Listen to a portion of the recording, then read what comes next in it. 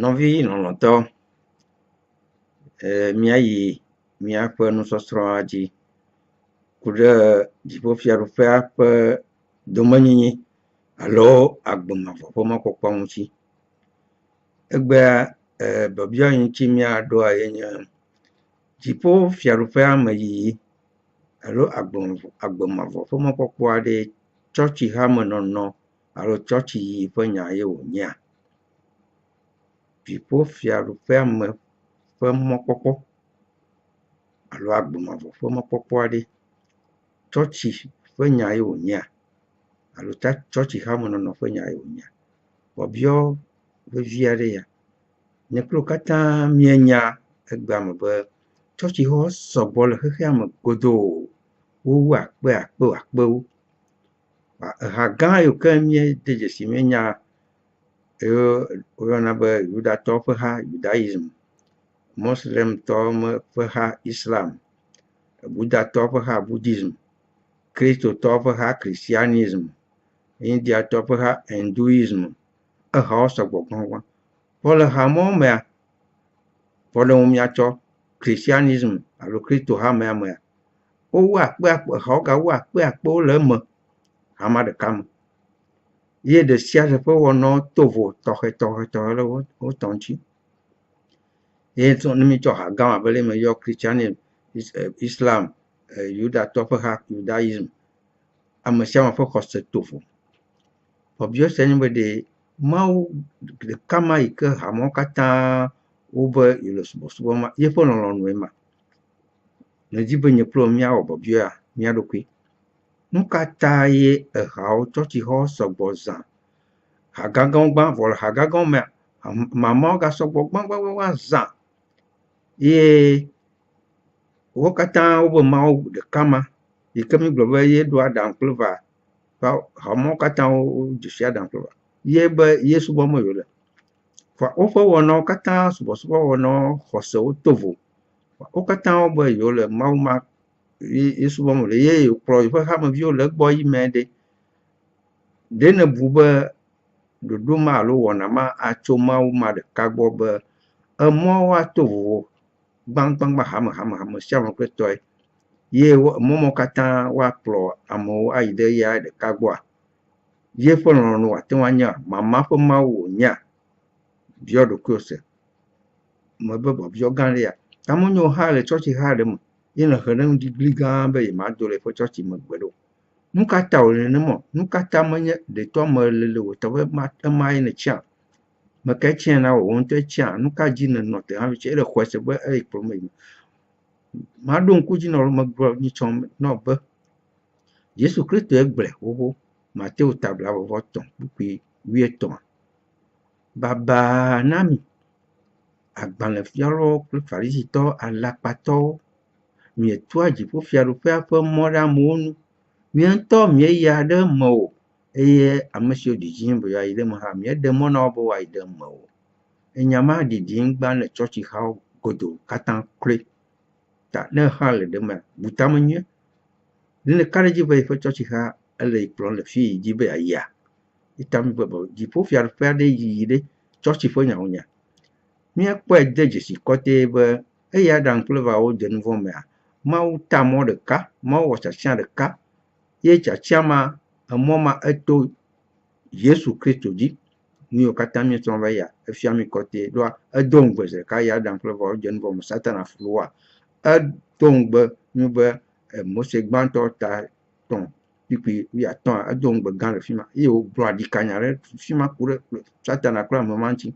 Ke ame ma mi va de dzesi be enye Yesu Kristoa. Ke Yesu Kristoa eyi wòva ɖe.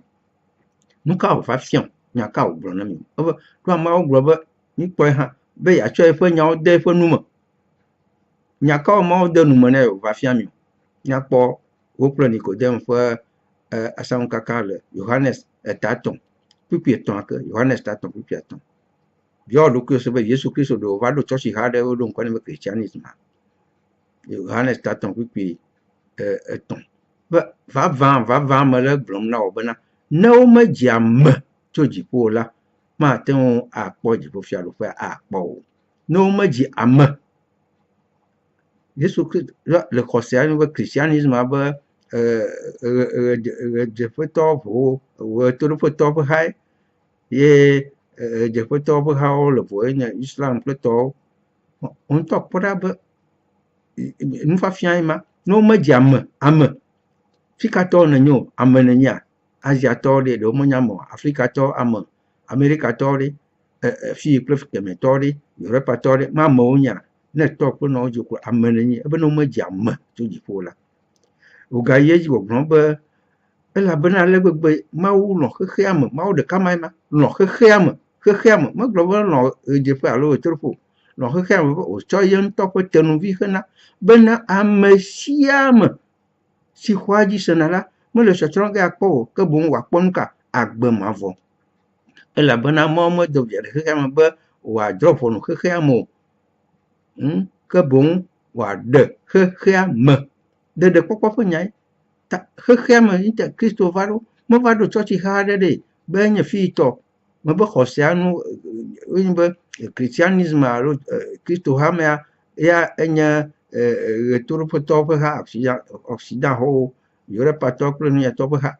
Ye woawo tsɔ va ne mi le Afrika, mi Afrikatɔwo ya yevuwo tsɔ va hafi mi va nusrɔ̃ va ku ɖe ŋuti vɔa womedzo tsɔ nyuitɔ hã va ne mi o nɔvinye. Ta mianya nyuitɔ ne miatsɔ eƒe nya gblɔm le nɔ. Ke wobe Moslema enye ɣedzeƒetɔwo kple Indiatɔwo kple tɔwo tsã woƒe hawo te vo.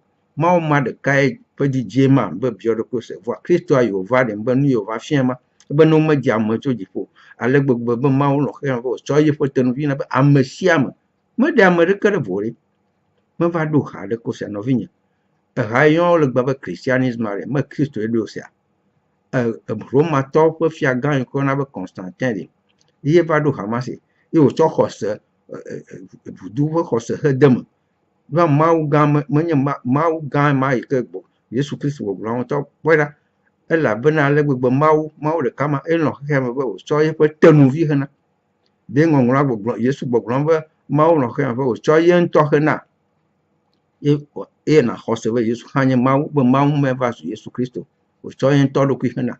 Ebe wòtsɔ eƒe tenuvia kple ame yi ke wòtsɔ ɖo, ame yi dɔe ɖo ɖa, mete nye ame ɖeka o ɖe, mgbe ʋu nya ŋutise ɖo. Xɔse nyuie nenɔ mía si. Ne menye nenema míawɔ dɔ dzrodzro, míabe mí xɔse dzrodzro, míaɖe tsɔtsi dzrodzro, me tsɔtsi ƒe nya o. Yesu meva ɖo tsɔtsi xa ɖeko. Ta christianisme me Yesue ɖo o. Mbe Yudatɔwo ƒe fiagã ma ye ɖo christianisme ye wòtsɔ Trinita ƒe xɔse xe de me. Yesu Kristo mefia nuku ɖe Trinita ŋuti o. Ta nenye be tsɔtsi ha yiwo katã dogo tso christianisme ma, wo katã xɔse ma le si. Negbe mía Témointɔwo ko meɖo xɔse ma vɔ. Woxa Kristo nyanya nyuia, ele vevie. Ne be menya Kristo nyuie oa, Kristoa menye Mawu dɔla wònye o. Menye Mawu dɔla Michel ye va zu Kristo, ye hã mesɔgbɔ o, xɔse ma hã mesɔgbɔ o. Ta Kristoa ame yi ke wònye migagbɔnɔ kpɔ ge vɔ. Egblɔ be ne mienya nu si menye o la, miaku si miaƒe nu vɔ̃ me. Ta mele yɔm be xɔse nyuie ne asi o. Tsɔtsi dede ƒe nya, tsɔtsi ɖe sia ɖe nu be Yudatɔwo ƒe tsɔtsi ha womedze si Kristo. Woxɔ Yehowa Mawu dzi se ɖo, vɔ womexɔ Kristo dzi se o. Mexɔ be yenye Mawu ƒe amedɔdɔ yi ke aɖe mi wònye Mesia la o. Moslemtɔ mekpɔ be Koran de dzesi Kristo nyuie. Enya be enye Mawu ƒe dɔla eye wònye Maria ƒe vi. Vɔa woxɔe se hã be enye Mesia. Koran de dzesi kɔtɛe be Kristo nye Mesia. Vɔa nu yi ko ye te ɖe wo dzi womexɔ se o be menye Mawu ƒe vi o nu. Vɔ xɔse ma menye matonɔ be ne nye kafla nye Moslemtɔ ɖe. Vinyenyea ehiã nye kple o. Ne mi menye viwoa, mi mate ŋu anyi dome o, anyi Mawu ƒe domenyila o.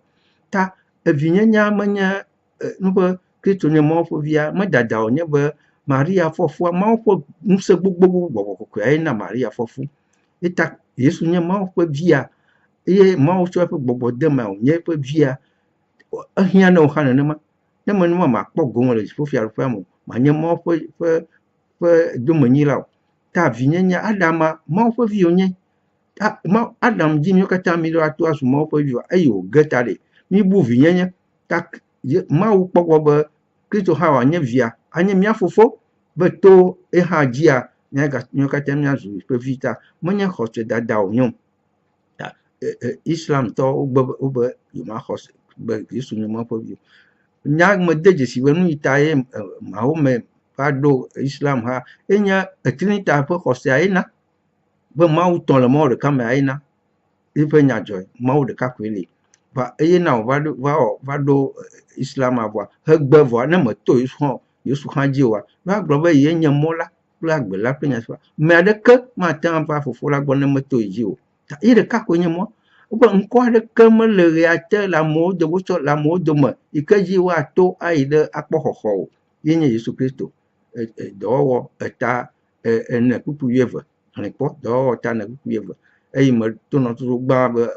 ye nya mo la kla nya te la kla gbe la amare ke mai fofo la gbo a Yohane ta ye ne pupu ya dia ta Yesu Kristo de ka ko nya mo la he yi de fofo la gbo na me to ji wa ma te wa kwa gbo ma vo o na me to ya ji wa va me va do ha de ko me ye do christianisme me ba Roma to fo fia ga ma Constantin ye do christianisme ke ne legba ye o to vudu ma he do be nye mau ga mau ton le mo kama me to Yehowa mau gbo India to wo vudu ta to mau ta to ma ta me nye Yehowa mau mo le ne ma ta khose nyere no asione na po de Kristo mo va do church house ya na ku do church ha anti we church ha ma no khose nya nwie nya te pe nya je na ho ina se a ho ji ase ye gblom le no ya ye ji na khose akpo de ta me ka ku do church ha anti o me nye de popo me to church mo me do